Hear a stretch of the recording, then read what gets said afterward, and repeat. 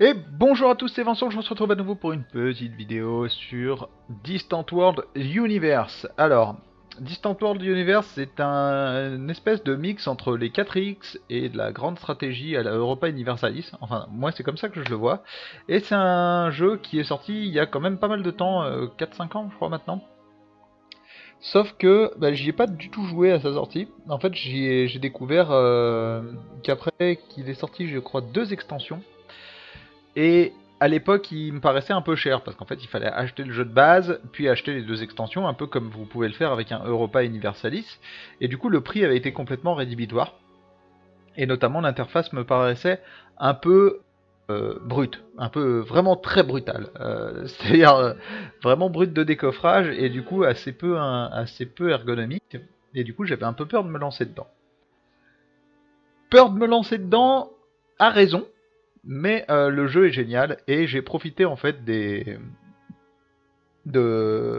la version Universe, donc qui est sortie il y a plus d'1 an, je crois maintenant, voire 2 ans, qui est en fait une sorte de standalone regroupant. Bah, en fait, c'est un standalone regroupant toutes les extensions de Distant World et le jeu de base du coup, plus les ajouts de cette version Universe. Du coup, ça faisait le jeu complet avec toutes ces extensions à un prix plutôt abordable.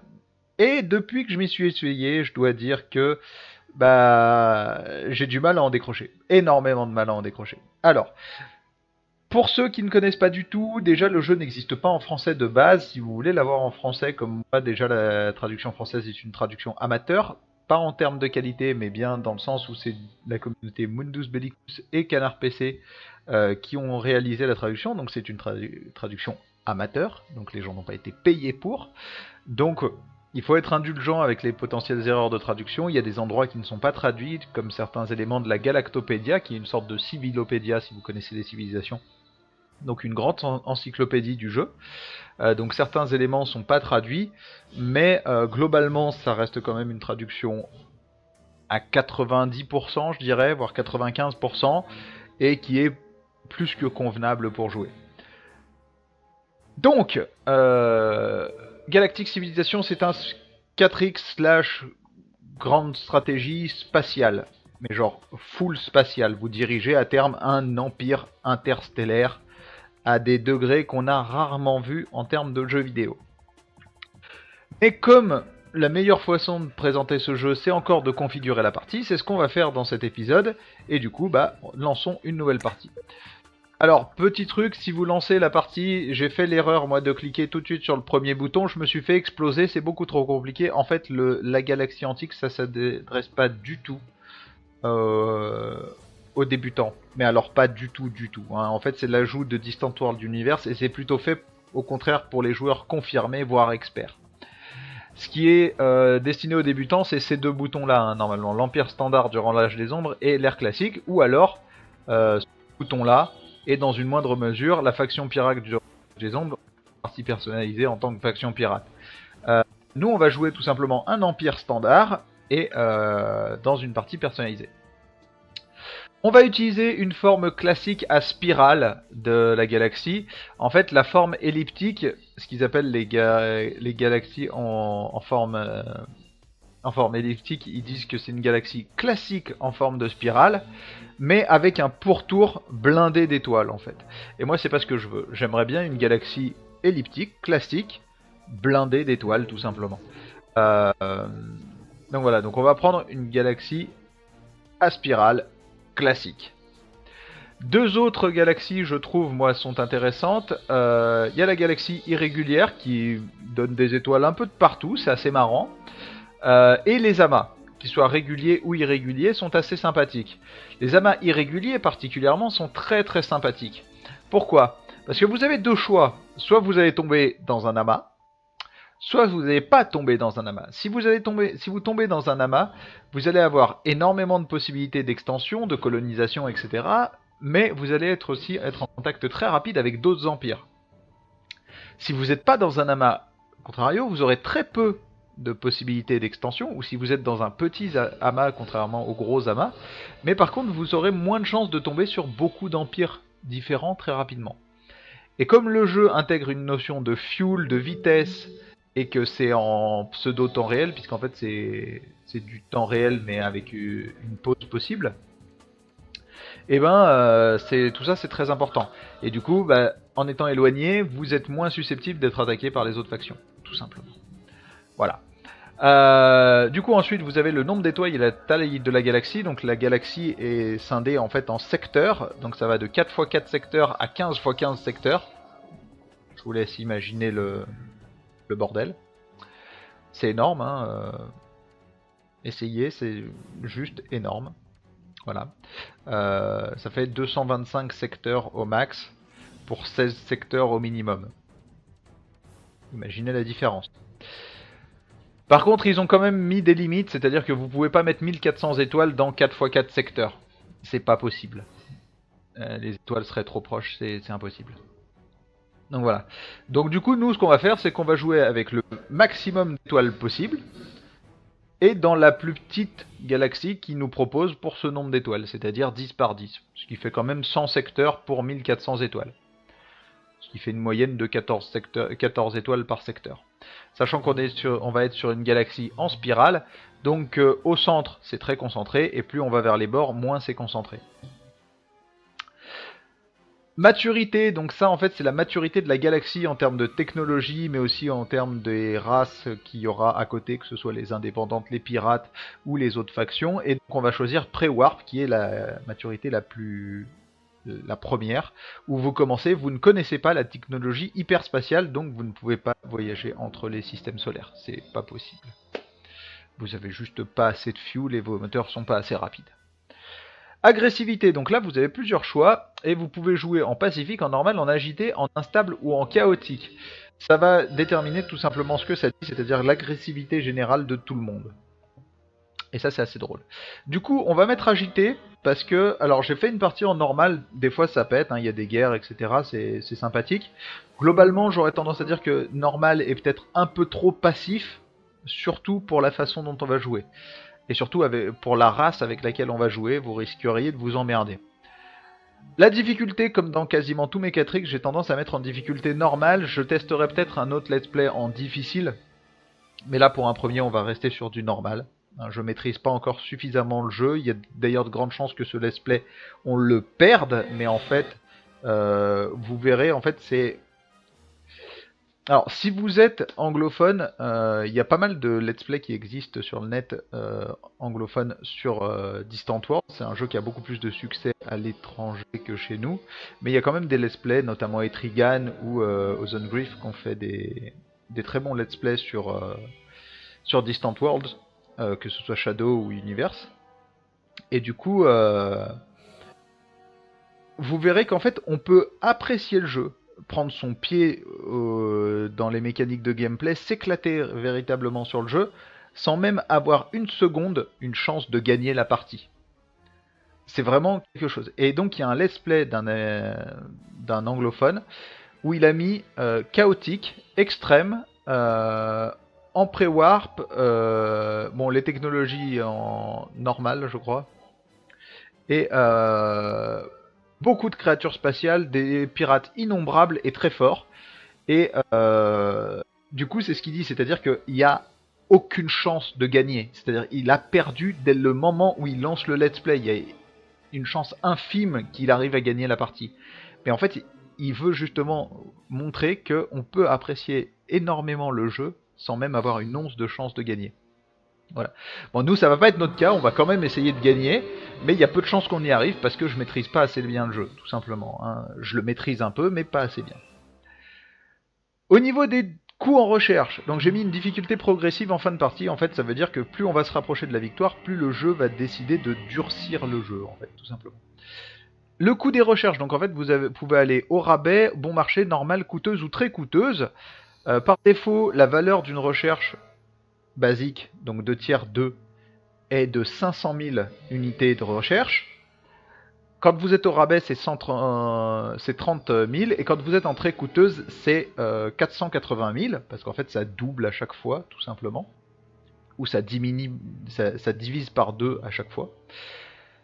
Et du coup, moi j'ai juste passé à 500 000, ça va pas faire beaucoup de changements entre 480 000 et 500 000, c'est juste que du coup je trouve plus lisible les chiffres sur l'écran de recherche quand vous êtes en train de lire des 8 millions plutôt que quand vous êtes en train de lire des 7 millions 980 500, bref, je trouve ça moins lisible quoi. Voilà. Créatures spatiales, j'ai tendance à mettre peu, parce qu'il y a suffisamment de créatures spatiales et ça devient très vite assez chiant. Mais pour les biens du let's play, on va mettre en normal. Voilà, on aura les quantités normales de créatures dans la galaxie. En pirate, je mets peu, et par contre, je les mets normal, je les mets fort habituellement, tout simplement parce que je trouve que ça symbolise bien l'état dans lequel se trouve la galaxie. Revenons un peu sur l'histoire de Distant Wars. Dans Distant Wars, vous aviez une ancienne galaxie pleine d'empires interstellaires, et il y a eu l'arrivée de l'Axe Shakhtur, donc la faction Shakhtori, c'est des bonhommes qu'on voit un peu sur les côtés, que vous avez vu, les espèces d'insectoïdes bizarres, qui étaient très très belliqueux, et qui ont exterminé tout le monde. Mais qui eux-mêmes se sont fait exterminer par un virus derrière. Tout le monde, pas vraiment en fait. Ça fait un peu Astérix là ce que je viens de faire. Tout le monde, non. Un petit village en arborique, non, c'est pas ça. Ce qui se passe, c'est que ici, vous allez avoir quelques factions qui vont avoir survécu en se cachant et qui vont avoir caché leur technologie pour survivre. Et elles, quand vous allez commencer et que vous ne saurez pas voyager à vitesse interstellaire, elles sauront le faire. Et ça change énormément de choses, puisqu'en fait, ça veut dire que quand vous débarrez, vous êtes forcément plus faible qu'une bonne partie des factions du jeu. Et notamment, les pirates, eux, détiennent la technologie hyperspatiale. Et ils sont beaucoup plus puissants que vous au début. Et en fait, ce sont ces pirates qui, ici, doivent pas être vus comme des pirates genre pirates dans à l'époque des Caraïbes, ou des Vikings, ou les pirates actuels en Côte d'Ivoire, enfin en Afrique de l'Ouest. Rien à voir.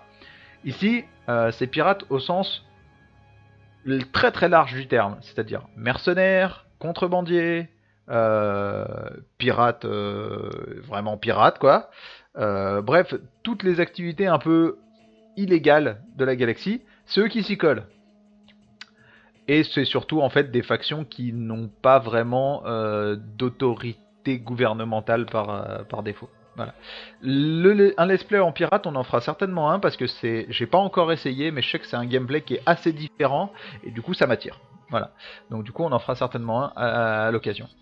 Donc ce qu'on va faire, c'est qu'on va laisser à peu les pirates, on va les mettre à fort, je trouve que ça symbolise bien le truc. Par contre, on va faire en sorte qu'ils ne respawnent pas du moment où on les tue, c'est-à-dire que si on éradique une faction pirate, elle n'existe plus. En fait, par défaut, si vous ne cochez pas ça, si vous détruisez une faction pirate, au bout d'un moment, le jeu en génère une autre, aléatoirement, elle va popper aléatoirement dans la galaxie. C'est un peu chiant. Voilà, parce que moi j'aimerais bien dire, bah oui, au bout d'un moment, les empires ils se développent, ils ont pris possession de la galaxie, et ils ont géré leurs pirates quoi. Donc voilà. Vous pouvez aussi, donc si vous avez déjà joué une partie, vous pouvez jouer avec une galaxie, enfin charger une galaxie que vous avez machinée et pouvoir régénérer différents trucs, notamment les lieux spéciaux, les ruines, les créatures spatiales, les lieux de tourisme et les bonus à la recherche et les ressources. Passons à la suite, donc colonisation, etc. Là, vous allez en gros dire les effets qu'aura votre colonisation et les chances que vous allez de trouver des colonies possible, dirons-nous. Donc là, il y a plusieurs trucs. Normalement, il est censé il vous met, je crois, par défaut sur abondant et nous, c'est pas ce qu'on va faire, tout simplement. Nous, on va mettre en dispersé parce que normalement, il est supposé y avoir une éradication et donc les formes de vie indépendantes, il n'est pas supposé y en avoir tant que ça. On a déjà joué avec 20 empires plus les factions pirates. Je trouve que du coup, avoir peu de formes de vie indépendantes, ça paraît logique. Et fréquence des colonies, je vais mettre rare, parce qu'en fait, dans l'univers, en tous les cas, moi, la vision que j'ai de l'univers, dans une galaxie, il n'est pas supposé y avoir tant de planètes vivables, entre guillemets, que ça. Et donc, je veux dire, pour moi, beaucoup de choses, ce sont des géantes gazeuses, ou ce sont des planètes trop chaudes ou trop froides pour être habitées. Après, je sais bien que c'est par rapport à nos conditions de vie à l'heure actuelle, et là, en l'occurrence, il va y avoir 20 races différentes. C'est pour ça qu'on va trouver quand même pas mal de planètes colonisables, même avec une fréquence de colonie à rare. Je tiens à ce qu'elle soit rare parce que ça permet des empires qui sont plus dispersés. J'ai déjà une grosse concentration d'étoiles. Donc, ça va faire ça a tendance à étirer les empires, mais ma configuration au niveau du nombre d'étoiles par rapport à la taille de la galaxie a déjà tendance à les resserrer. Donc en fait, on va atteindre une taille d'empire qui est plutôt compacte, en fait. Et surtout, ça permet d'abord à gérer moins de colonies. Et avouons-le, le jeu étant ce qu'il est, c'est-à-dire quelque chose de très complexe, vous pouvez automatiser des parties du jeu et du coup laisser l'IA, vous pouvez même laisser l'IA jouer complètement à votre place. Du coup, ça perd un peu de son charme, hein, mais vous pouvez regarder comment l'IA joue pour apprendre le jeu par exemple. Mais moi je préfère jouer sans automatisme en fait, sans aucune automatisation. Et du coup avoir peu de colonies, ça aide quand même pas mal. Mais ça joue aussi, le fait d'avoir un peu de colonies, ça veut dire que, imaginons que vous jouez sur un territoire très grand, avec assez peu d'étoiles, vous faites péter la limite de portée de colonisation pour pouvoir coloniser n'importe où, pas être limité à une certaine portée par rapport à une colonie déjà existante, et vous mettez des fréquences de colonies en rare, et ben du coup vous allez avoir des empires qui vont être très étendus, parfois des empires qui eux vont pas avoir pu coloniser, donc qui vont avoir qu'une seule planète, et du coup ça fait des empires qui sont potentiellement très étendus en nombre de planètes, chaque planète est très loin, donc il faut longtemps pour rejoindre chaque planète, mais en plus de ça, comme une grande partie de vos revenus va venir du fait qu'il y ait beaucoup de colonies, beaucoup d'endroits exploités, etc., vous aurez moins d'argent que s'il y avait énormément de colonies. Et du coup, c'est un peu la merde parce que vous devez protéger un plus grand territoire avec moins de vaisseaux. Et là, il y a des problèmes qui se pointent. Donc voilà, on va mettre l'influence des colonies là où il nous le demande, donc à 71, par défaut il nous met à 70, mais en gros il nous dit portée recommandée pour 1400 étoiles dans une galaxie de 10 x 10 secteurs, 71%, on écoute le jeu, on laisse à 71%. Ici par défaut il met à 2 secteurs, moi je vais laisser à 2 secteurs, en fait j'avais testé à 2,25, ça change pas non plus énormément de choses, vous pouvez désactiver la limite, mais je trouve que c'est sympa, ça évite qu'il y ait un empire tout en bas à gauche qui colonise une planète tout en haut à droite, ce qui serait possible, mais ce qui fait des trucs un peu bizarres quand même. Et puis j'aime bien quand les gens sont obligés de rester entre eux. On va sélectionner les races. Donc les races, il y en a 20, chacune avec leur bonus spécifique, leur comportement surtout au niveau de l'IA, leur taux de croissance, etc. On voit que le taux de croissance, en fait, il va y avoir une population sur nos planètes, et contrairement à des 4X comme Endless Space par exemple, c'est pas un petit bonhomme qui s'ajoute puis un autre petit bonhomme, etc. Comme ce que nous a habitué Civilisation, Master of Orion, bref, beaucoup de choses. Là, vous êtes plus dans un système un peu à la Sword of the Stars, où vous avez des millions de personnes qui habitent votre planète, puis des milliards, etc. Et ça grossit, ça grossit, ça grossit. Et donc ce taux de croissance, c'est justement le taux de croissance de la population par défaut. Après, il y a des modificateurs qui se mettent. Si votre colonie est plutôt avancée, voilà, si les taxes sont plus faibles, c'est pareil. Enfin, si elles sont trop élevées, ça diminue le taux de croissance. Bref, le jeu est ultra compliqué à ce niveau-là, mais grosso modo, vous saurez tout le temps quel est le taux de croissance sur chacune de vos colonies. Et donc, le taux de croissance par défaut des Quameno, c'est 14%. Si on prend les Gizeran, par exemple, qui sont parmi les plus... Il me semble que c'est le plus haut taux de... Ah non, ça doit être les Daiut. Les Daiut... Non, Daiut c'est le plus faible. Donc ça doit être Gizeran le plus haut. Taux de croissance, c'est 30%. Donc on est à moins de la moitié des Gizeran. Donc notre population croît deux fois moins vite. Voilà. Mais nous on va jouer les Quameno. On va jouer les Quameno parce que c'est un des points que je voudrais souligner aussi, c'est que le jeu, contrairement à beaucoup de 4X qui ont tendance à légèrement favoriser, et je mets des guillemets à légèrement parce que certains favorisent à fond la voie militaire, ici vous pouvez totalement espérer gagner et espérer apprécier une partie sans avoir comme focus la guerre en fait. Regardez. Les Quameno sont une famille, une espèce d'amphibiens vivant sur des planètes océaniques avec un taux de croissance de 14%, qui est assez faible. Ils ont comme caractéristique, s'ils étaient joués par l'IA et ce qui va nous impacter aussi, parce que ça impacte le rapport que les autres races ont envers nous, ils sont extrêmement passifs, donc ils ont tendance à peu agir au sein de la galaxie, ils sont très prudents, ils sont très inamicaux, pas franchement ouf, ils sont extrêmement intelligents et ils sont extrêmement loyaux. Donc, si je récapitule, c'est des gens qui sont très intelligents, Si vous faites des pactes avec eux, il y a peu de chances qu'ils les rompent. Mais en même temps, ils sont pas franchement friendly au départ. Ils apprécient pas trop la compagnie des autres. Et en plus de ça, ils sont super prudents, donc super craintifs, donc ils vont avoir plutôt tendance à se méfier des autres races. Et en plus de ça, espérez pas les voir déclarer 18 guerres dans une partie. C'est plutôt des gens qui foutent rien au niveau diplomatie internationale. Ils ont comme bonus d'être des scientifiques talentueux. La particularité dans ce jeu des bonus, c'est qu'un même bonus peut avoir une valeur différente. En l'occurrence, les Quameno, ce sont les meilleurs scientifiques du jeu.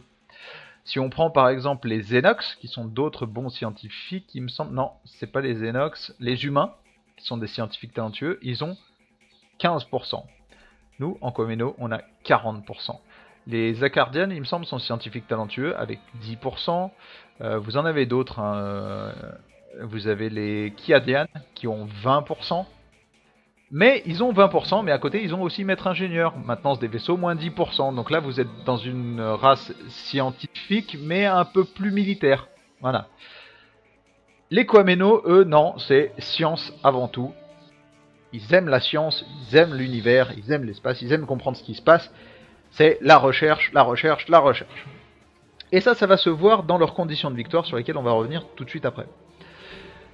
Donc au niveau des ressources bonus, donc en fait si nos colonies possèdent ces ressources à disposition, elles auront des bonus. On a l'encens aquasien qui nous fournira plus 5 de satisfaction sur les colonies ayant à disposition, et les polymères qui donneront 5% de développement à toutes les colonies ayant accès. Au niveau des conditions de victoire, on aura en fait 4 conditions de victoire. Première est territoriale. Il faut posséder un certain pourcentage de la galaxie. C'est ce qu'on va gérer à la fin. Le deuxième est au terme de population. Il faut avoir un certain pourcentage de la population totale de la galaxie. Le troisième condition de victoire, c'est d'avoir un secteur économique fort. Il faut que notre économie représente un certain pourcentage de l'intégralité de l'économie de la galaxie.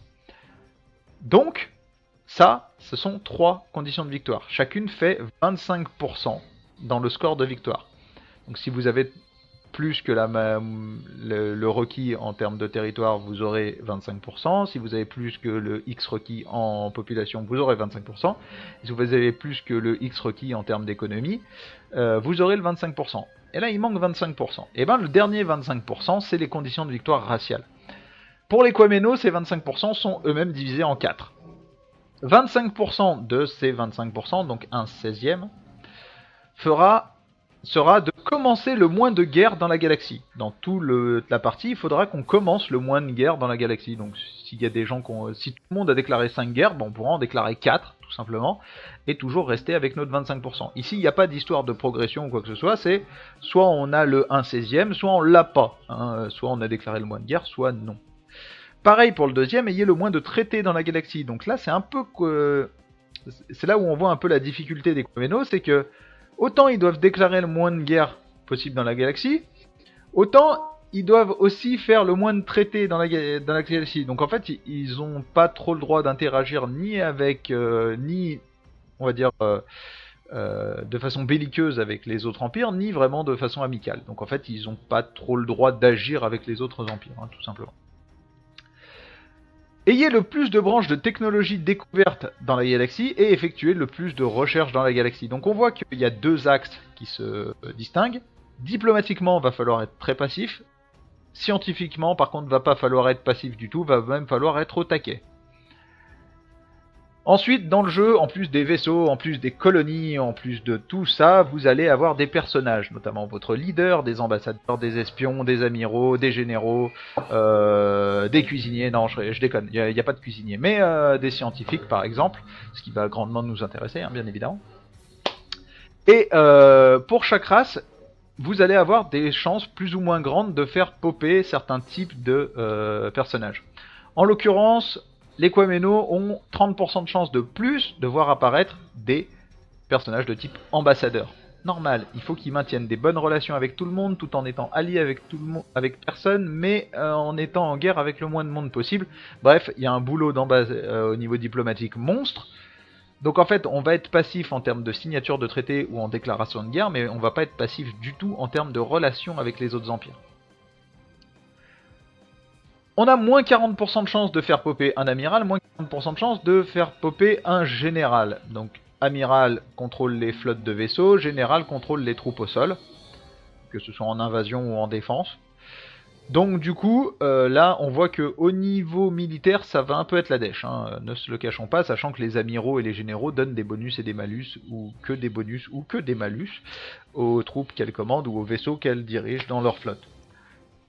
Du coup, c'est un peu compliqué. Par contre, il y a un autre type de personnage relatif aux militaires qui n'est pas cité là-dedans, et donc on a des chances par défaut d'en voir arriver, c'est les capitaines. Les capitaines, eux, ne dirigent pas une flotte, mais un vaisseau, tout simplement. Donc on aura potentiellement quelques capitaines qui pourront diriger des vaisseaux très puissants et donner des bonus à quelques vaisseaux très puissants. Mais on n'aura pas le combo par exemple d'une flotte très puissante dirigée par un amiral qui donne des bonus de ouf avec des capitaines qui donnent des bonus de ouf au milieu. Ça c'est pas pour nous, enfin pas trop en tout cas. Et on a plus 60% de chance de générer des personnages de type scientifique, donc là on commence directement donc, à retrouver l'orientation scientifique. Hein. L'ambassadeur, c'est un personnage dans cette race commence avec le trait linguiste, donc les personnages ont des différents traits qui leur donnent différents bonus, différents malus, et les ambassadeurs Quameno commencent avec le trait linguiste, ce qui les aide un peu dans leur relation avec les autres peuples. Voilà. Tout simplement parce qu'ils apprennent la langue, etc. Bref, passons sur l'aspect logique du truc, mais voilà, ça les aide. Et enfin, en dernière particularité, les Quameno peuvent adopter le gouvernement spécial qui est la technocratie. Donc tout simplement, ça veut dire ce que ça veut dire, hein, dirigé par les technologies entre guillemets, donc en gros par des scientifiques. Et enfin, ils ont une technologie spéciale, c'est-à-dire que ce sont les seuls à pouvoir la rechercher parmi les races. C'est le réacteur à noyau Nova, donc qui est un certain type de réacteur pour les vaisseaux. On verra ce que ça change dans le deuxième épisode, où on va se pencher plus sur le début de partie. Bien évidemment, j'ai oublié de le préciser, mais les 2 premiers épisodes, comme d'habitude, vous commencez à y être habitué sur les jeux un peu complexes, comme ça on passe beaucoup de temps à expliquer. On passera beaucoup moins de temps dans les futurs let's play à expliquer, mais là on va passer pas mal de temps. Donc voilà, donc on passe à notre empire, donc là je vais passer très vite, on lui donne un nom, on lui détermine une position de départ, donc vous pouvez choisir d'être dans la main interne de la galaxie, ou la main externe, ou la bordure, ou aléatoire, et moi comme je pars du principe qu'on choisit pas là où on est, et ben on va choisir aléatoire. Voilà, donc j'ai ma petite préférence au niveau du drapeau, donc un petit signe, un petit signe qui ressemble à une porte asiatique avec un rond à l'intérieur. Et un drapeau vert. Alors le truc c'est que habituellement en fait j'ai l'habitude de mettre ce truc là rouge ou blanc et de mettre un drapeau noir, sauf qu'il n'y a pas de drapeau noir. Voilà, vous pouvez avoir marron moche ou marron clair, mais vous pouvez pas avoir de truc. Donc j'ai pris le violet foncé. Et là j'ai hésité longtemps entre le rouge ou le orange. Voilà. On aurait pu mettre rose, hein, ça aurait pu être sexy. Voilà. Tiens, on va changer un peu, on va mettre violet et on va mettre un bleu très clair, non? Un rose moche, un vert très clair. Voilà, on va mettre un vert très clair avec du violet dessus. On va changer les couleurs, soyons fous. C'est la fête, on fait n'importe quoi. Bref. Passons, donc on pourra le renommer hein, de toute façon notre empire. En général j'ai tendance à laisser le jeu nommer l'empire et puis à le renommer derrière de toute façon de la foulée. De la même façon, bon de toute façon j'aurais certainement fait une vidéo pour faire un appel au nom, comme on dit dans le jargon. N'hésitez pas si vous êtes en train de regarder cette vidéo, si vous voulez, donc il va y avoir des noms, des planètes à nommer, il va y avoir des personnages, que ce soit des généraux, des amiraux, des scientifiques, le leader, il va y avoir énormément de choses à nommer dans le jeu. N'hésitez pas, si vous voulez qu'un des personnages porte votre nom, ou qu'un vaisseau porte votre nom par exemple, n'hésitez pas à le mettre dans les commentaires en dessous, j'essaierai d'intégrer votre nom sur un des personnages, planètes ou vaisseaux. Choisissez, vous dites j'aimerais bien qu'une planète s'appelle avec tel pseudo et vous choisissez un pseudo, ou qu'un personnage de type amiral par exemple porte ce pseudo là, ou que un vaisseau, etc. Bah, mettez-le dans les commentaires, j'essaierai d'intégrer le nom sur le type d'entité que vous aurez souhaité. Les deux seuls trucs que je vais choisir, c'est le nom de l'Empire et le nom de notre planète mère. Voilà, tout simplement. Donc voilà. En termes de gouvernement, donc j'en ai déjà parlé que technocratie, on voit qu'il y a des bonus et des malus, notamment un énorme taux de recherche, donc ça augmente encore. Si on clique ici, on peut voir les bonus et les malus, donc moins de corruption et une vitesse de recherche énorme, mais par contre des inconvénients avec une maintenance des vaisseaux plus élevée et un coût de maintenance des vaisseaux plus élevé et un recrutement des troupes très faible. L'avantage, c'est que la technocratie, on n'a aucun gouvernement qui sont dits rivaux naturels, c'est-à-dire qu'on s'entend de façon neutre ou bien avec tous les autres types de gouvernements. Si vous êtes par exemple la voix des anciens, vous vous entendez très mal avec la voix des ténèbres. Et toutes les formes de gouvernement militaristes, quels qu'ils soient en fait. Donc voilà. Donc ça c'était la Galactopédia. Voilà. Niveau techno, on laisse en pré-warp, taille éclosion, système mère normal, parce qu'en fait tout ça, corruption, niveau technologique, taille, système mère, c'est les réglages de base quand on commence dans l'âge des ombres, en gros, donc en pré-warp. Et c'est surtout les mêmes réglages que je vais mettre pour toutes les IA dans l'écran juste après. L'écran juste après, c'est celui-là, donc en fait, vous pouvez soit laisser l'IA générer les IA, aléatoirement. Moi, j'aime bien avoir un peu de choix. Et donc du coup, ce que j'ai mis, c'est que j'ai mis toutes les autres races, et quand elles avaient un gouvernement spécifique, bah, j'ai mis leur gouvernement spécifique. Sinon, j'ai tout laissé en aléatoire, sauf qu'en fait, on va pas laisser en aléatoire, bien évidemment, on va mettre en pré-warp, ici, de partout, parce que sinon, ça va être le bordel. Donc voilà, donc pré-warp, je suis con. Voilà, pré-warp, vous allez voir qu'il n'y a qu'une seule en fait anomalie, parce qu'il y a une seule race que je n'ai pas intégrée. C'est-à-dire, normalement il y a 20 races, et vous pouvez mettre 19 IA. Donc vous compris, vous pouvez mettre toutes les IA. Ici on va mettre pré-warp, hop. Donc c'est un peu long, hein, je suis désolé, j'avais pas. J'avoue que en fait j'ai seté la partie une première fois, puis ensuite j'ai fait le truc. Mais j'avais zappé complètement cette partie. Je suis désolé. Vous allez voir qu'en fait ça change beaucoup de choses. Et en fait la race que j'ai pas intégrée, c'est les humains. Parce que bon, les humains, voilà, c'est moins fun je trouve. Donc du coup j'ai pas intégré les humains. Mais à la place des humains, en fait j'ai mis les mécanoïdes. Les mécanoïdes, c'est ceux que vous voyez juste à gauche de l'écran, donc juste ici, qui sont supposés être des anciens gardiens, donc une intelligence artificielle. Et eux, c'est différent. C'est-à-dire que eux sont supposés être assez puissants. Donc ce que je vais mettre, c'est que je vais mettre aléatoire. Et en termes de niveau technologique, j'hésite entre aléatoire ou les mettre en niveau 3 ou 4 par exemple. Ce qui leur donnerait une avance technologique vraiment énorme. On va les mettre en aléatoire, tout simplement. Et voilà, tout simplement. Voilà. Donc eux, ce sont les seuls à avoir une taille et un niveau technologique aléatoire. C'est-à-dire que eux, si ça se trouve, ils vont commencer en étant surpuissants. Mais vraiment surpuissants. Mais ce sont des gardiens, ce sont les anciens gardiens en fait. Donc voilà. Et d'ailleurs, c'est les seuls à pouvoir adopter la voix des anciens directement. Normalement, vous pouvez pas, par défaut, débuter avec la voix des anciens. Vous verrez qu'on peut changer en fait de gouvernement au cours de la partie, mais ça on verra au cours de la partie. Là, la vidéo dure déjà depuis plus de 30 minutes, donc je vais finir tout simplement avec les conditions de victoire, puisqu'après c'est lancer la partie, il n'y a plus rien après. Donc ici, j'ai tout simplement activé tous les types de conditions de victoire, en disant qu'il nous faut 90% du total des conditions de victoire pour gagner la partie. En termes de limite de temps, je dis qu'il n'y a pas de limite de temps, c'est-à-dire qu'on joue jusqu'à ce qu'il y ait quelqu'un qui gagne, et que les conditions de victoire, elles ne s'appliquent qu'après 80 années dans le jeu. Je vous rassure, personne normalement n'aura atteint 90% du seuil de victoire. avant 80 ans, hein, de toute façon. Donc normalement, ça ne devrait pas impacter énormément le jeu. Donc on a activé les conditions spéciales de victoire de chaque race, et j'ai mis 35%, c'est-à-dire que territorial c'est 35% des colonies de la galaxie, démographique c'est 35% de la population de la galaxie, et économique c'est 35% de l'économie privée du total de la galaxie. Voilà. Au niveau des événements, j'ai désactivé deux types d'événements. Celui du retour des Shaktori, parce qu'en fait les Shaktori, sinon, bref, c'est le bordel. Les Shaktori, ils sont cheatés. Globalement, ils arrivent, ils défoncent tout le monde. Si vous arrivez à les défoncer, de toute façon, vous avez gagné. Donc en fait, je trouve pas qu'il y ait de grand intérêt au retour des Shaktori, et je préfère le jeu en mode, on va dire, interaction entre les différents empires. Et j'ai désactivé les événements de l'extension Shadow. Alors ça, c'est un peu plus controversé comme choix.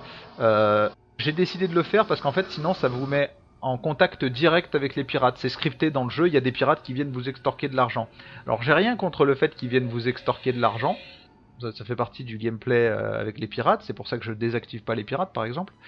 Mais je trouve illogique dans mon optique du jeu de dire que les pirates sont rares, sont avancés technologiquement. Que ce soit scripté, que tous les empires rencontrent des pirates comme ça très rapidement dans le jeu.